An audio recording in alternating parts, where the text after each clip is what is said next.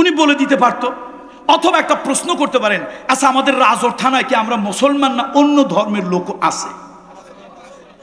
তো এই জায়গায় একজন বড় আলেম আসলো, যেমন আজকে আরিফ বিন হাবিব, আলহামদুলিল্লাহ অনেক বড় একজন আলেম।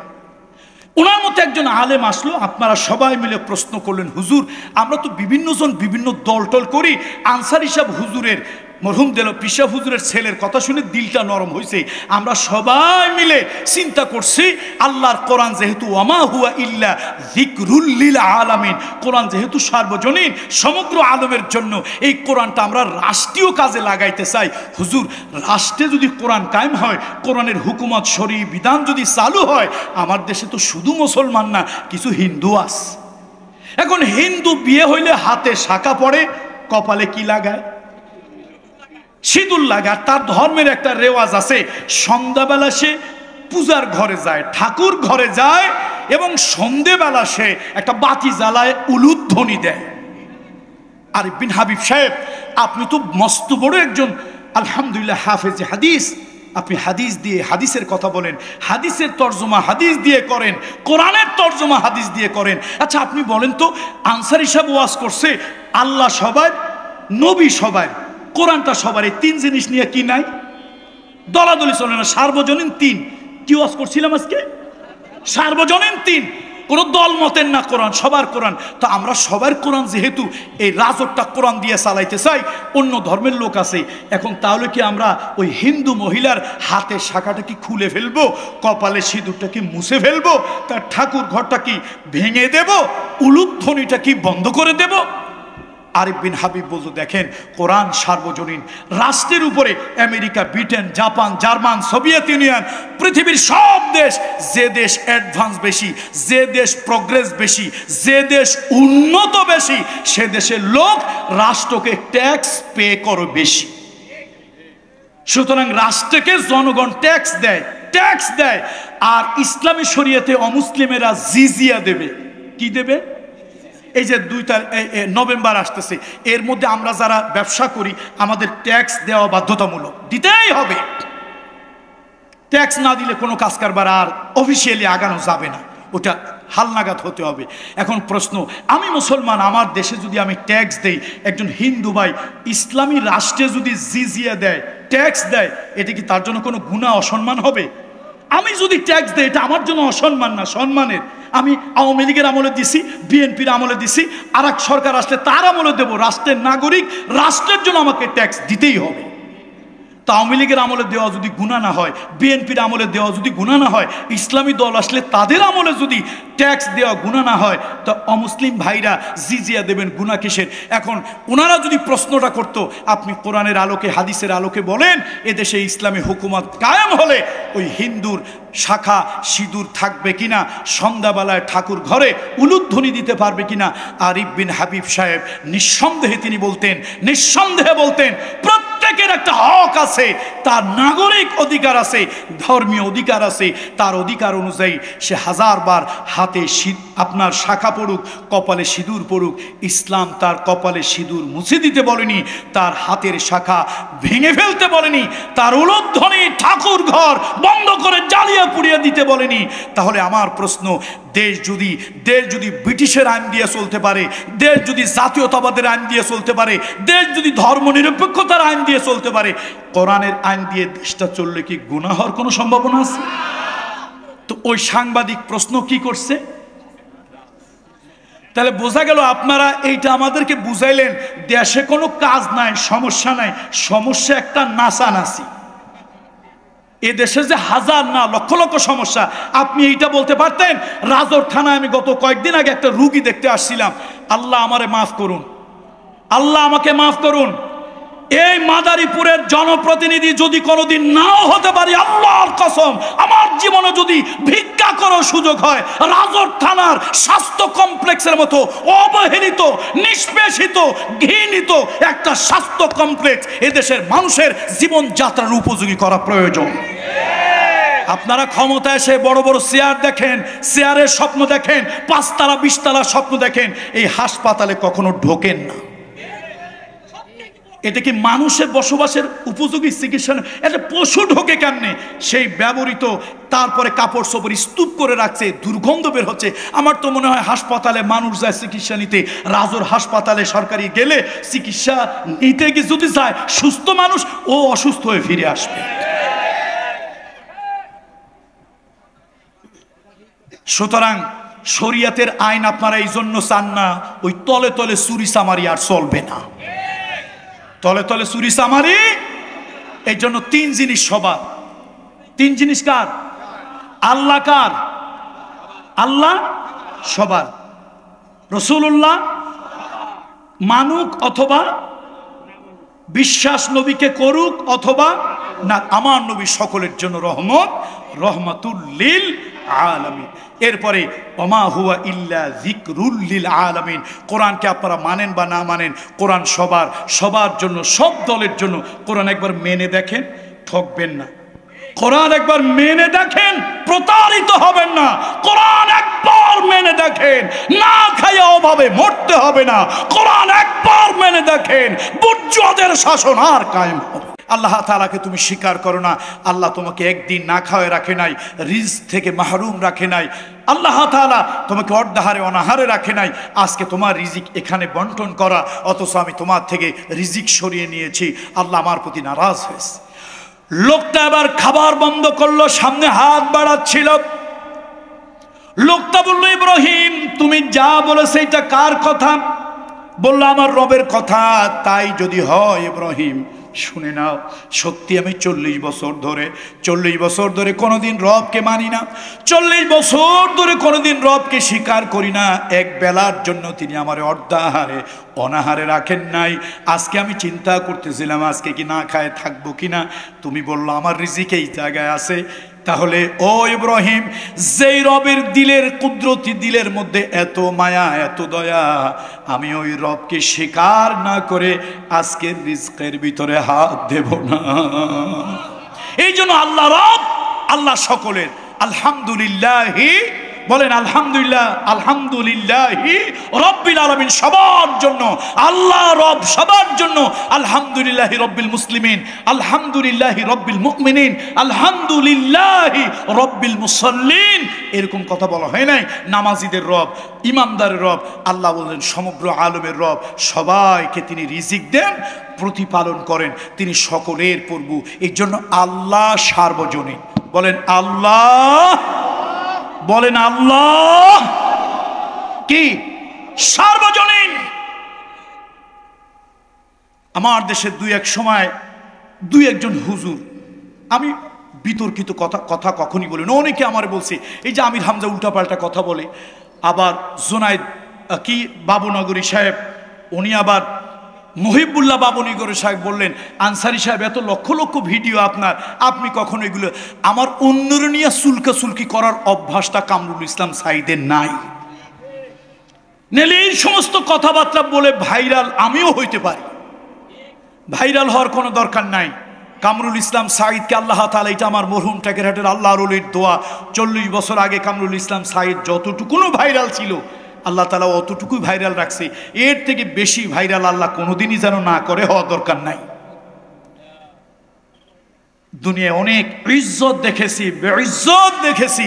আল্লাহ তাআলা যেটুকু ইজ্জতের ভিতরে রেখেছেন, অত ইজ্জু মান তাশাউ ওয়া তুযিল্লু মান তাশা বিয়াদিকাল খায়র ইন্নাকা আলা কুল্লি শাইইন কাদির। সুতরাং আল্লাহ আমাদের সকলের, ইসলাম আমাদের সকলের। শুধু টানাটানি করবেন না, ইসলামের হোলসেল ডিস্ট্রিবিউশন বা এই যে হোলসেল, এইরকম কাউকে অথরিটি দিয়ে দেওয়া হয়নি। আপনি ইমানের কথা বলেন, আকীদার কথা বলেন, এদেশের অনেক লোক আছে যার আকীদা ঠিক নাই। সুতরাং এগুলো নিয়ে আমরা কখনো কোনো বিতর্ক না করি। আল্লাহ এর থেকে আমাদের পরহেজ করে চলার তৌফিক দান করুন। কয়টা জিনিস সার্বজনীন? তাহলে আল্লাহ সবার, শুধু আপনার আল্লাহ না, আল্লাহ কিন্তু আমারও ভাগ আছে। আল্লাহ আপনার না, আল্লাহ আমারও ভাগ আছে। কথা ঠিক কিনা বলেন? আল্লাহ সবার, আল্লাহ হচ্ছেন রব, রব্বিল আলামিন, সমস্ত আলমের রব। তুমি যদি মঙ্গল গ্রহে যাও, সেই জায়গায় আল্লাহ তাআলা তোমার রব। 2 নম্বরে হলো মুহাম্মদ রাসূলুল্লাহ, ওয়ামা আরসালনাকা ইল্লা, বলেন ইল্লা রাহমাতুল লিল আলামিন।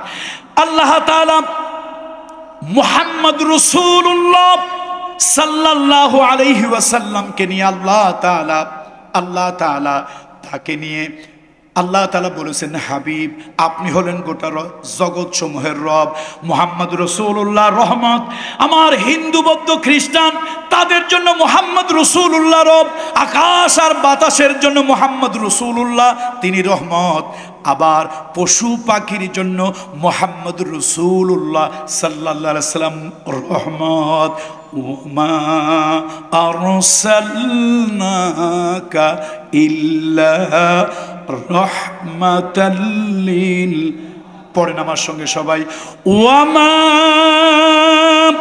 আরসালনাকা ইল্লা রাহমাতাল লিল আলামিন। এই জগতের ভিতরে শান্তি ছিল না, রহমত ছিল না। জাহিলি যুগে মারামারি, কাটাকাটি, হত্যা, হিংসা ছিল। আমার নবী মুহাম্মদ রাসূলুল্লাহ সাল্লাল্লাহু আলাইহি ওয়াসাল্লাম শান্তির বার্তা নিয়ে এলেন, শান্তির বাতাস নিয়ে পৃথিবীতে এলেন। এই জন্য রাসূলুল্লাহ হলেন রহমত। আমার নবী মায়ের পেটে থাকতে মায়ের জন্য রহমত ছিল। আমার নবীজি মায়ের পেটে আছে, ও গর্ভবতী মহিলারা, আমার রাজুর এলাকার মায়েরা, বোনেরা, আমার নবীজি মুহাম্মদুর রাসূলুল্লাহর মা যখন তার মা আমেনার পেটে তিনি যখন ছিলেন, হযরতে আমেনা বলতেন, আমি যখন কোনো রাস্তা দিয়ে হেঁটে যেতাম এক টুকরা মেঘ আমাকে ছায়া দিত। আমার পায়ের নিচে কোনো লোহা, আমার পায়ের নিচে কোনো কাঁটা, আমার পায়ের নিচে যদি কোনো এমন বস্তু যদি বাঁধত যেটা আমার পায়ের মধ্যে ব্যথা দেবে, কষ্ট দেবে, ওই জিনিসটা আমার পায়ের নিচে মোমের মতো নরম হয়ে যেত। আমি একজন গর্ভবতী নারী, ওই কুয়ার পানি অনেক নিচে, একজন গর্ভবতী পেটওয়ালা মহিলা, পেটের মধ্যে একটা জীবন্ত বাচ্চা, নিচের থেকে অনেক কিছু ভারী কিছু উঠানো তার জন্য কষ্টকর, একটা কল চিবানো তার জন্য কষ্টকর। জাহিলি যুগে কুয়ার মধ্যে পানি থাকতো, অনেক নিচে পানি, খেজুরের ছোবড়া দিয়ে পাকানো দড়ি, ওই দড়ি দিয়ে পানি তুলতে হতো। হযরতে আমেনা বলেন, আমি যখন ওই কুয়ার কাছে যখন যেতাম পানি অনেক নিচে, পানি তোলার জন্য আমি যখন বালতিটা নিয়ে পানির দিকে যখন হাত বাড়াতাম, আমার মনে হতো পানিটা ফুলে ফুলে কুয়ার মুখের কাছে চলে আসছে, আমি হাত দিয়ে বালতি দিয়ে পানি তুলে নিতাম। মুহাম্মদ রাসূলুল্লাহ যার পেটে তিনি তার প্রতি রহমত। হযরতে আমিনা তার থেকে মুহাম্মদ রাসূলুল্লাহ চলে গেলেন বিবি হালিমার ঘরে। হালিমার জন্য তিনি হলেন রহমত, হালিমার বাড়িতে যখন গেছে, ও আমার মায়েরা বোনেরা, রাজুরের মায়েরা বোনেরা, ব্যাপারী পাড়ার মা খালারা ভালো করে শোনেন। আমার রাসূলুল্লাহ যখন মা হালিমাতুস সাদিয়া তার ঘরে যখন লালন পালন হওয়ার জন্য গেল, গিয়ে দেখে খেজুর গাছে খেজুর বেড়ে গেছে, তার যত ছাগল আছে সব ছাগলগুলি সুস্বাস্থ্যবান হয়ে যাচ্ছে, তার ছাগলগুলি দুধ বাড়িয়ে দিয়েছে, বাড়িতে শুধু রহমতের বাতাস বইতেছে। হযরতে হালিমাতুস সাদিয়া বুঝতে পারলেন, আমি যে সন্তানটাকে কোলে করে মক্কা থেকে আমি এই তায়েফে নিয়ে আসছি, এই সন্তানটা যেনতেন কোনো সন্তান নয়, এই সন্তান নিশ্চয় আমার জন্য রহমত। পড়েন আমার সাথে সবাই, ওয়ামা আরসালনাকা ইল্লা রাহমাতাল লিল আলামিন। আমার নবী সমাজে এলো। ও যুবকেরা, আবার আপনাদের উদ্দেশ্যে কিছু কথা বলি। আমার ভাতিজারা, ছোট ভাইরা, আমার ভাগিনা যারা আছে তাদের উদ্দেশ্যে বলি, সমাজের ভিতরে মারামারি, কাটাকাটি, হানাহানি, বড়রে ছোট মানে না, ছোটরে বড় মানে না, পয়সাওয়ালা গরিব মানে না, গরিবওয়ালা পয়সাওয়ালারে মানে না। সমাজের ভিতরে অশান্তি, মারামারি, কাটাকাটি, কে নেতা হবে, কে নেতৃত্ব দেবে, কে কারটা লুটে পুটে খাবে, সমাজের মধ্যে অশান্তি। ওই সমাজে মুহাম্মদ রাসূলুল্লাহ মাত্র 13 থেকে 17 বছর বয়স। ওয়ামা আরসালনাকা ইল্লা রাহমাতাল লিল আলামিন। আমার নবী ওই সমাজের বুকে এমন এক শান্তি আনলো, যেই শান্তি হিলফুল ফুজুল হওয়ার কারণে রক্তারক্তি বন্ধ হলো, মারামারি বন্ধ হলো, কাটাকাটি বন্ধ হলো, আর ওই সমাজের ছেলেপেলেগুলো, যুবক তরুণগুলো ভালো হয়ে গেল। ও বাবাজিরা, ও মুরব্বীরা, আজকে রাজনৈতিক যে সকল দল আর নেতাদের কাছে তোমাদের সন্তানগুলো ছেড়ে দাও। আজকে কিশোর গ্যাং তৈরি হয়েছে ঢাকাতে বিভিন্ন জায়গায়, কুমিল্লাতে বিভিন্ন জায়গায়, চট্টগ্রামে বিভিন্ন জায়গায় কিশোর গ্যাং হয়েছে। সেদিন পত্রিকায় দেখলাম শুধু শহরে নয়, গ্রামেও কিশোর গ্যাং তৈরি হয়েছে। এই কিশোর গ্যাংগুলি আমাদের জন্য আল্লাহর লানত, আল্লাহর গজব, এলাকার জন্য জাহান্নাম। এই কিশোর গ্যাং যে এলাকায় আছে, মুরব্বীদের কোনো মান নাই, সম্মান নাই, ইজ্জত নাই, মানে মানুষ মার খায়, কাঁথা মুড়ি দিয়ে থাকে। এই কিশোর গ্যাং এত উশৃঙ্খল, এত খারাপ আচরণ করে। আপনার সন্তান, আমার সন্তান, আপনার ছোট ভাই, আমার ছোট ভাই এত খারাপ কেন হলো? মুহাম্মদুর রাসূলুল্লাহর আদর্শ, ওয়ামা আরসালনাকা ইল্লা রাহমাতাল লিল আলামিন। আমার নবী মুহাম্মদুর রাসূলুল্লাহর রহমতের দলে যদি তাদেরকে দেওয়া যেত, এই কিশোরগুলো কিশোর গ্যাং হতো না, সমাজে অশান্তি বাড়তো না, মারামারি কাটাকাটি অস্থিরতা সমাজের ভিতরে আর বাড়তো না। সুতরাং আসুন, মুহাম্মদুর রাসূলুল্লাহর রহমত যদি সমাজ থেকে আমার নবীকে উঠায় দেন, রসুল থাকলে হবে রহমত, আর রাসূলুল্লাহ সমাজে না থাকলে সমাজটা হয়ে যাবে গজব। আমার নবী মদিনায় গিয়ে একটা রাষ্ট্র করলেন, কল্যাণময় রাষ্ট্র। সেই রাষ্ট্রে আমার নবী রহমত, রহমতের নবী। ওয়ামা আরসালনাকা ইল্লা রাহমাতাল লিল আলামিন। সেখানে তিনি রহমতের বন্যা বয় দিলেন। আমার ভাইরা, মক্কা মদিনার লোকদের 5 তলা বিল্ডিং ছিল না, বাড়ি ছিল না, গাড়ি ছিল না, অনেক অট্টালিকা দালান ছিল না, কিন্তু মানুষের স্বভাব ভালো বানায় দিলেন। মানুষের স্বভাব রাসূলুল্লাহ ভালো বানায় দিলেন। স্বভাব ভালো হয়ে গেলে সমাজ ভালো হয়ে যায়, স্বভাব ভালো হইলে মানুষ ভালো হয়ে যায়, স্বভাব ভালো হইলে দেশ ভালো হয়ে যায়। আর স্বভাব যদি খারাপ হয়, অভাব না থাকলেও 1000 কোটি টাকা চুরি করে বিদেশে চালান করে। কথা ঠিক কিনা বলুন? আচ্ছা, 360টা বাড়ি যে মন্ত্রী বানাইছে, কি ভূমি মন্ত্রী মহোদয়কে পাইলে জিজ্ঞেস করতাম, মন্ত্রী মহোদয়, মানুষ থাকার জন্য একটা বাড়ি দরকার, 2টা, আপনার না হলে 5টাই দরকার, 365টা বাড়ি বানাইলেন, এটা কয় হাজার কয় জন্মের পুরুষ মিলে থাকবেন? এত বাড়ি দিয়ে করবেন কি? কবর তো একটাই। বন্ধুরা আমার, রাষ্ট্রে রহমত না থাকলে রাষ্ট্র উশৃঙ্খল হয়ে যায়। যদি সমাজে রহমত না থাকে, সমাজ থেকে ভালোবাসা, আন্তরিকতা উঠে যায়, বড় ছোট কোনো ইজ্জত থাকে না। নবীজি বলেছেন, রহমতের নবী বলেছেন, তোমাদের মধ্যে বড়দেরকে চিনে কে চাচা চাচার মতো, কে বাবা বাবার মতো, কে মা মায়ের মতো, কে খালা খালার মতো। যারা বড় তাদেরকে চিনা অনুযায়ী সম্মান যে করে না, যারা ছোট ওদেরকে যারা স্নেহ করে না, ফালাইসা মিন্না, ওরা আমার দলভুক্ত নয়। আজকে সমাজে মুহাম্মদুর রাসূলুল্লাহ নাই, রহমাতুল লিল আলামিন মুহাম্মদুর রাসূলুল্লাহ না থাকার কারণে আজকে সমাজ অশান্তির আঁকড়া হয়ে গেছে।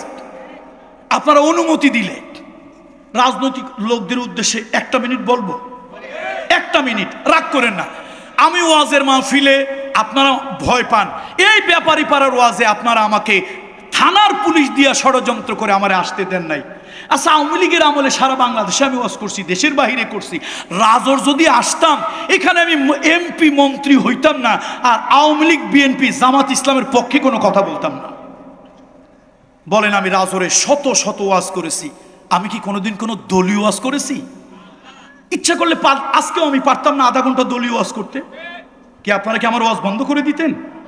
সম্ভব নয়, দিতেন না। কিন্তু আমি তো দলীয় ওয়াজ করি না, দলীয় ওয়াজ তো আমি করি না। এই দলের ওয়াজ, ওই দলের ওয়াজ, আমি ওয়াজ করেছি কোরআন আর সুন্নাহর। কোনোদিন কোন দলের ওয়াজ করি নাই। আমি ইসলামী যেই দল করি সেই দলেরও করি নাই, আমি যে ইসলামী যেই দল করি না ওই দলের বিপক্ষে ওয়াজ করি নাই। কেন? ওই গুড়াকির্মি আমার মাথায় ওঠে নাই। অনেকেই আছেন মাথায় অলরেডি গুড়াকির্মি উঠে গেছে। মাইক পাইলে মাশাআল্লাহ গুড়া কিরমির যন্ত্রণা অনেক ওয়াজ করেন। আল্লাহর মেহেরবানি, আমার মরহুম পীর সাহেবের দোয়া, এটা টেকেরাটের মরহুম আল্লাহর অলির দোয়া, কোরআন হাতে নিয়ে আমি কসম খেয়ে বলছি, বাংলাদেশে আমি প্রথম বক্তা, সর্বকনিষ্ঠ বয়সে স্টেজে উঠেছি, 17 বছর স্টেজে উঠেছি, জীবনের আজকে 55 বছর। এটা আমার টেকেরাটের মরহুম আল্লাহর অলির দোয়া। কত বড় বড় হুজুর জামা টুপি খুলে তারপরে বেইজ্জত হয়ে এলাকা থেকে পালিয়েছে। আমার 40-50 বছর, মানে 17 বছর উঠেছি, 55 বছর বয়স, আমার কোনোদিন স্টেজ থেকে টুপি খুলে পালাতে হয় না। আল্লাহর মেহেরবানি, এটা আপনাদের দোয়া। দল আমিও একটা করি ভাই, কিন্তু দলীয় ওয়াজ করতে আসি নাই। তো এইটা ব্যাপারী পাড়ার ভাইদেরকে বললাম এই কাজগুলি ঠিক না, ওয়াজ করবো কোরআন হাদিসের। আমার পরিচয় আমি যে দলেরই হই না কেন, ওয়াজ করবো কিসের? কোরআন আর হাদিসের ওয়াজ করবো। আমি তো কোনোদিন পরিচয় দিই নাই আমার ও অমক সে অমক, এরকম পরিচয় দিই নাই। পরিচয় দেওয়ার মতো দুই একটা পরিচয় তো আল্লাহর মেহেরবানি, আমার ওয়াজ। যা হোক, একটা মিনিট, রাজনৈতিক লোকেরা অসন্তুষ্ট হবেন না। আজকে সমাজের ভিতরে বড়কে মান্য করা হয় না, ছোটকে স্নেহ করা হয় না। এই যে বড় ছোটর অসম্মান, জঙ্গলের পশুর মতো, এর জন্য যারা দায়ী তার মধ্যে রাজনৈতিক লোকেরা 1 নম্বরে দায়ী। আমার বাবা আমাকে কি শিক্ষা দিয়েছে? টেকেরাটের মরহুম আল্লাহর ওলির নাম নিয়ে কি নতুন কথা বলা লাগবে? এখানে বলা লাগবে? আমি যখন ছোটবেলায় পড়েছি, আমার ইংরেজি টিচার সহ 5 জন শিক্ষক ছিল আমার জীবনে হিন্দু। আমার আব্বা আমাকে ছোটবেলায় শিক্ষা দিয়েছে, এই শোনো, শিক্ষকের কোনো জাত ধর্ম নাই, শিক্ষকের কোনো কি নাই, জাত ধর্ম নাই। শিক্ষক হিন্দু হোক, কাপালি হোক, মুসি হোক, ঋষি হোক, মুসলমান হোক, সুন্নি হোক, ওহাবি হোক, শিয়া হোক, যেই হোক, শিক্ষক তার পরিচয়, হি ইজ এ টিচার। সে একজন শিক্ষক। শিক্ষককে রিসপেক্ট করবে অলওয়েজ। শিক্ষক তোমার কাছে রিসপেক্টের যোগ্য। সে যদি কারিগর বংশেরও হয়, তার বংশ পরিচয় কারিগর হতে পারে, কিন্তু আমার কাছে দুনিয়ার সব থেকে তিনি সম্মানের। সে আমার কি? শিক্ষক, ওস্তাদ, টিচার। আজকে রাজনৈতিক দলের লোকেরা প্রতিপক্ষ টিচারকে বলে ওরে ধর, ওরে মার। মাস্টার পিটাইয়া লেকচারার বানায়, লেকচারার পিটাইয়া প্রফেসর বানায়। এই রাজনীতি আমার সমাজকে ভালো কিছু দেওয়ার থেকে খারাপ দিয়েছে, উচ্ছৃঙ্খলতা দিয়েছে, বেয়াদবি দিয়েছে, চরিত্রহীনতা দিয়েছে, মাদক দিয়েছে, অস্ত্র দিয়েছে, 1000 গুণে বেশি। জোরে বলেন ঠিক কিনা? ভালো যা দিয়েছে তার থেকে মন্দ দিয়েছে বেশি। এই জন্য ভাই রাগ করেন না, আপনারা আমার ভাই। আপনারা দেওয়ালে দেওয়ালে লেখেন, নাম বললাম না, আমি অমকের সৈনিক। আমি এরকম বুঝি না, আমি অমকের সৈনিক না, আমি সৈনিক মুহাম্মাদুর রাসূলুল্লাহ। আমি সৈনিক কার? এই জন্য আল্লাহ তাআলা বললেন, ওয়ামা আরসালনাকা ইল্লা রাহমাতুল লিল মুসলিমিন, ওয়ামা আরসালনাকা ইল্লা রাহমাতুল লিল মুমিনিন। মুমিনদের জন্য তুমি রহমত, মুসলিমদের জন্য তুমি রহমত, নামাজের জন্য তুমি রহমত। ও আমার হিন্দু সম্প্রদায়ের ভাই বোনেরা, আমার নবীকে আপনি মানেন অথবা না মানেন, স্বীকার করেন অথবা না করেন, আমার নবী সমস্ত মানুষের জন্য রহমত। আমার নবী পশু পাখির জন্য রহমত, আমার নবী কীট পতঙ্গের জন্য রহমত, আমার নবী সকল জগতের জন্য রহমত। একদিন মঙ্গল গ্রহে যদি চলে যান, মঙ্গল গ্রহে গিয়ে যদি বাড়ি বানান, ওই জায়গায়ও মুহাম্মদুর রাসূলুল্লাহ আপনার পয়গম্বর রহমত। আল্লাহু আকবার। তিনি সব জায়গায় রহমত। রাসূলুল্লাহ একটা পোকামাকড় পর্যন্ত বিনা প্রয়োজনে মারতে নিষেধ করেছেন। আল্লাহর নবী জবে করে আপনি একটা ছাগল খাবেন, আকিকা, মেজবানি, মুসলমানি, বিয়ে শাদিতে ছাগল খাবেন, গরু খাবেন, হালাল, হারাম না, খাওয়া হারাম না, হালাল হালাল। কিন্তু নবীজি বলেছে খবরদার জবা করিও ধারী বস্ত্র দিয়ে, ধারী অস্ত্র দিয়ে, যাতে করে ওই পশুটা তোমার জবেহের দ্বারা অতিরিক্ত কষ্ট না পায়। মানুষ না, পশুর কথাও বলেছেন। মা খালারা, ও মা খালারা, হাঁস মুরগি আটকায় রেখে, গরু ছাগল আটকায় রেখে কষ্ট দেন। নবীজির ইতিহাস শোনেন। এক সাহাবী রাসূলুল্লাহকে দাওয়াত দিয়েছে, হুজুর আপনি আমার বাড়িতে সাথে ডাল ভাত খাবেন। রাসূলুল্লাহ সাল্লাল্লাহু আলাইহি সাল্লাম দাওয়াত গ্রহণ করেছেন। আল্লাহ নবী সাহাবীদেরকে নিয়ে সেই সাহাবীর বাড়িতে খাওয়ার জন্য উপস্থিত। এমন সময় নবীজি তার মাটির দেওয়ালের ভিতর দিয়ে যখন ঢুকলেন, নবীজি দেখলেন গাছের সাথে একটা উট বাঁধা। আল্লাহ নবী বসলেন, সাহাবীরা বসলেন, খাবারের দস্তরখানা সামনে দেওয়া হলো। রহমতের নবী রহমাতুল লিল আলামিন খাবারের মধ্যে হাত দিচ্ছে না, সাহাবীরাও সাহস করে খাচ্ছে না। বাড়িওয়ালা বলছে, হুজুর আপনি খাচ্ছেন না কেন ইয়া রাসূলুল্লাহ? আপনাকে তো খাবার জন্যই দাওয়াত দিয়েছি ইয়া রাসূলুল্লাহ, হুজুর আপনি খান। নবীজি বলছেন, না তোমার বাড়ি খাবো না। রহমাতুল লিল আলামিন, কি অপরাধ আমি করেছি ইয়া রাসূলুল্লাহ, কি অপরাধ আমি করেছি, কেন খাবেন না? নবীজি বলেন, ওই যে পশুটা নীরব ভাষা আমার কাছে একটা দরখাস্ত করেছে, নীরব ভাষা আমার কাছে একটা নালিশ দিয়েছে, ওরে যে পরিমাণে খেতে দাও তার থেকে বেশি বোঝা দাও, ওরে যে পরিমাণে কষ্ট দাও সেই পরিমাণে ওর বিশ্রাম দাও না, আরাম দাও না। ইন্নাল্লাহা কাতাবাল ইহসানা আলা কুল্লি শাই। শোনো, আমি আল্লাহর নবী, রহমতের নবী, মানুষ নয়, একটা পশু পাখি প্রাণীর জন্য রহমত। তুমি ওরে এত কষ্ট দাও, সেই পরিমাণে তাকে শান্তি দাও না, খেতে দাও না, তোমার বাড়ি আমি খাবো না। লোকটা কাঁদছে আর বলছে, রাসূলুল্লাহ আপনি আমাকে ক্ষমা করে দেন, ওয়াদা করছি আর কোনোদিন কোনো প্রাণীকে এইভাবে কষ্ট দেব না। তাহলে আমি প্রশ্ন করি, আপনারা যে দলের হন, যে দলের হন, আওয়ামী লীগ হন আপনার ব্যাপার, বিএনপি হন আপনার ব্যাপার, জামাত হন আপনার ব্যাপার, হেফাজত হন আপনার ব্যাপার, আপনি তরিকতের লোক হন আপনার ব্যাপার, তবলিগের দাওয়াতে তবলিগের মেহনতের সাথী হন আপনার ব্যাপার। আচ্ছা, রাসূলুল্লাহর বিধান দিয়ে যদি সমাজটা চলতো বা আপনারা চালাতেন, খুব কি ক্ষতি হতো? বলেন, খুব কি ক্ষতি হতো? তাহলে এই কথাটা বললেই আপনারা বলেন, হুজুরা তো ভালো, তবে ওয়াজের মধ্যে করে রাজনীতি। 1.5 ঘন্টা ওয়াজ করলাম, একবারও বললেন না রাজনীতি। এই যে শুধু বলছি এই কথা, ভাই আপনি আওয়ামী লীগের লোক, সমস্যা নাই, কোরআনে তো লেখা নাই যে আওয়ামী লীগ আল্লাহর দুশ্মন, জামাত ইসলাম আর হেফাজত ইসলাম আল্লাহর বন্ধু। এরকম কথা কোথাও লেখা নাই যে শরীয়তের আইন তারা কায়েম করবে। ভাই আপনি করেন না। রাসূলুল্লাহর বিধান দিয়ে যদি এই সমাজটা চলতো, আপনার কি মনে হয় শান্তি আসতো না অশান্তি আসতো? এখন আপনি চান এই বাবা সেই বাবা, এই নেতা ওই নেতা, এই হুজুর এই দার্শনিক ওই দার্শনিকের মতবাদ। আপনি তো রাসূলুল্লাহর মতবাদ দিয়ে চালাতে চান না। যদি কেউ চালাতে বলেন, আপনি তাকে গালি দিয়ে দূর করে দেন, তাহলে বোঝা গেল মানুষটা আপনি ভালো না, আপনি একটা সন্ত্রাস। আপনি কি সন্ত্রাস। ওমা আরসালনাকা ইল্লা রাহমাতাল লিল আলামিন। তাহলে আল্লাহ সার্বজনীন সবার, নাকি আল্লাহ বিশেষ কোনো দলে?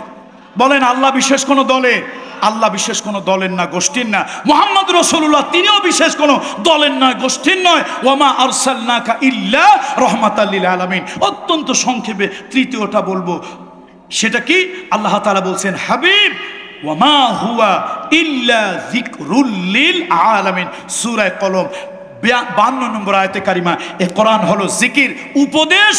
এটা আলমের জন্য, সবার জন্য নির্দিষ্ট স্পেসিফিক কোনো দলের জন্য কোরআন না, কোনো ব্যক্তি গোষ্ঠীর জন্য কোরআন না। কোরআন সবার জন্য। এই পৃথিবীতে যদি শান্তি চাই, এই পৃথিবীতে যদি কল্যাণ চাই, এই পৃথিবীতে যদি মঙ্গল চাই, কোরআন প্রয়োজন। ইন্নাল্লাযী লাইসা ফি যাওফিহি শাইউম মিনাল কোরআন কাল বাইতিল খারিব। যার দেহের ভিতরে কোরআন নাই, যার দেহের ভিতরে কোরআন নাই, সেই দেহটা যেন বিরান বিরান বিরান বাস্তু ভিটা, বিরান বাস্তু বাড়ি, সারা বাড়ি। সুতরাং সারা বাড়ি, বন্ধ বাড়িতে সাপ বিচ্ছু জেন ভূত নানান ধরনের ক্ষতিকর প্রাণী থাকে। আপনার আমার ভিতরে যদি কোরআন না থাকে, আপনার আমার ভিতরে যদি কোরআন না থাকে, তাহলে এই গোটা দেহটা, সমাজটা ধ্বংস হয়ে যাবে। আজকে সমাজে কোরআন নাই, দেশে কোরআন নাই, রাষ্ট্রে কোরআন নাই। কোরআন দিয়ে আমরা সব কিছু করতে চাই। কোরআন হচ্ছে চিরস্থায়ী, চিরঞ্জীব। আল্লাহ তাআলা কিয়ামত যতদিন না হবে, এই কোরআন আল্লাহ যতদিন উঠিয়ে না নেবেন, ততদিন কোরআন পৃথিবীতে থাকবে। আসুন, এই কোরআনটা সকলের প্রয়োজন, সকলের প্রয়োজন, সব দলের প্রয়োজন, শান্তিতে, কল্যাণে। আপনারা কোরআনের জন্য যান, গেছেন কার কাছে? টাকেরাটে পীর সাহেবের কাছে, ওই রাজল মাদ্রাসায় হুজুরের কাছে, ওই বড় মসজিদের ইমাম সাহেবকে, হুজুর কোরআন শরীফ পড়ে একটু চাউল পড়ে দেন। আচ্ছা চাউল পড়া কেন? কয় আমার এই জিনিস চুরি হয়েছে। আচ্ছা, কোরআন শরীফে কোন জায়গায় লেখা আছে যে চাউল পড়ে চুরি থামাইতে হবে? সাইয়েদুনা ওমর 30 লক্ষ বর্গ মাইল এরিয়া শাসন করেছেন।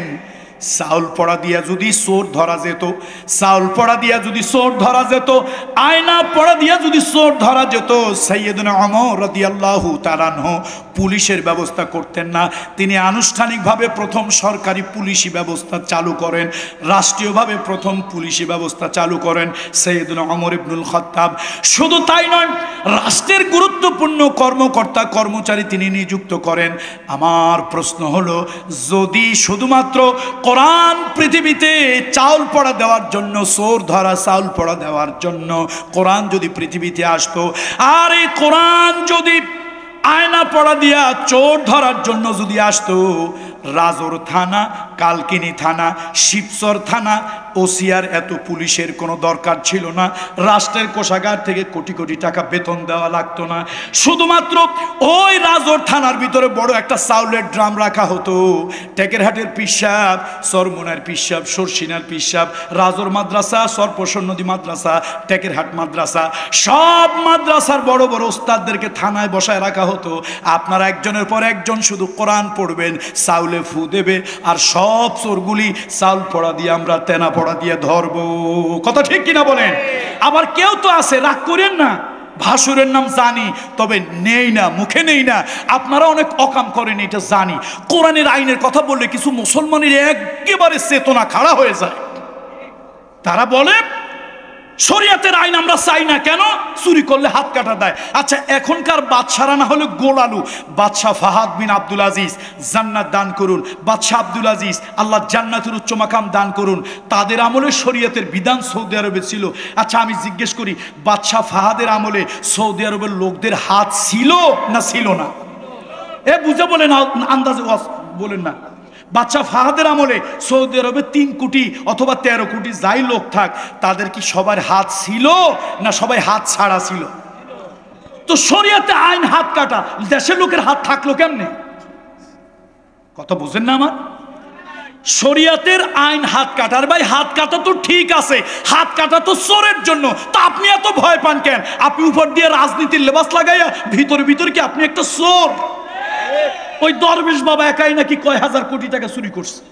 এখন আপনি যদি ওই দরবেশ বাবার মতো উপরে ফিটফাট ভিতরে সদরঘাট, উপর দিয়ে রাজনীতির খোলস লাগান, ভিতরে ভিতরে যদি একটা চোর হন, তাহলে তো আপনার কোরআনের শরীয়তের আইন কথা শুনলেই আপনার 3 জগ পানি খাওয়া লাগবে। কেন? কোরআন বলছে হাত কাটো চোরের। তাহলে যদি চোরের হাত কাটা আইন দেশে কায়েম থাকে, আর বাদশাহ ফাহাদ বিন আব্দুল আজিজে যদি তার আমলে 3 কোটি 13 কোটি লোক, তার মধ্যে যদি সর্বোচ্চ 1 জন 2 জন 5 জন লোকের হাত কাটা যায়, এটা কি তাহলে বাকি দেশের লোকের হাত ছিল না ছিল না?